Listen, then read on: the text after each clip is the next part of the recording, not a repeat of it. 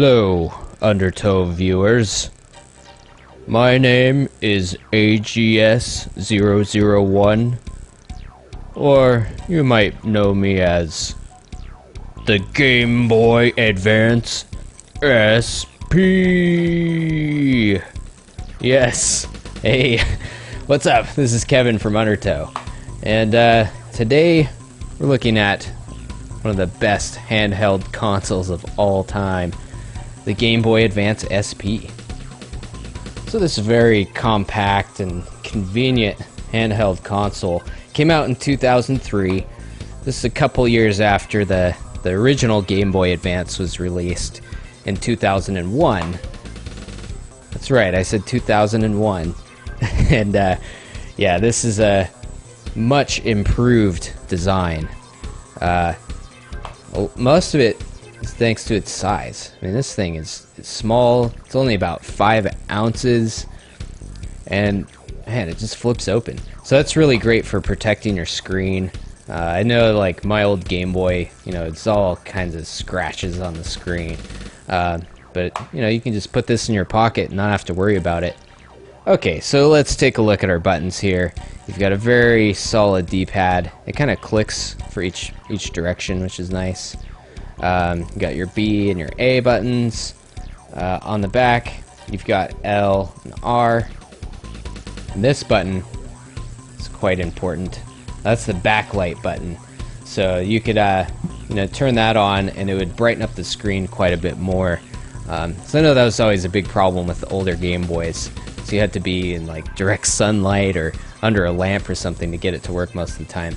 And you've also got your select and start buttons there. There's your speaker, conveniently located. There's your cartridge slot on the bottom. A little bit different. In the past it was always on the top. There's a couple different ports. This one is for a few different things. It can be used for your power adapter, which reminds me, this is the first Game Boy that used a lithium-ion battery, which is awesome. Finally didn't have to buy a ton of double A's to play Game Boy games. So that was great. So the charger plugs into there. This is also where your headphone jack goes. So you have to get a special adapter to plug in your headphones, because there's no audio out. I mean, there's on and off. There's your volume. Yeah, there's no headphone jack on this, so you had to buy the, you know, Nintendo's proprietary headphone adapter. This is another external jack that's used for link cables. That was a great thing about the Advance. There's a lot of advancements in multiplayer for the Game Boy, and some quality games that utilized it, such as Mario Kart. That's how you slap in a cartridge there. Hey, did you know this game came out in 1991? 12 years in advance? Nah, I'm just kidding. And that guy, whoever reviewed that, don't listen to that guy. So yeah, I'd say one of the great things about the Game Boy Advance is that it's kind of like a handheld Super Nintendo. And it's just great graphics on all these games. All of your old Game Boy games will work in this too.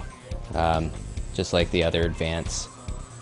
And yeah, there was an updated model of the SP released in North America that had an even better backlight.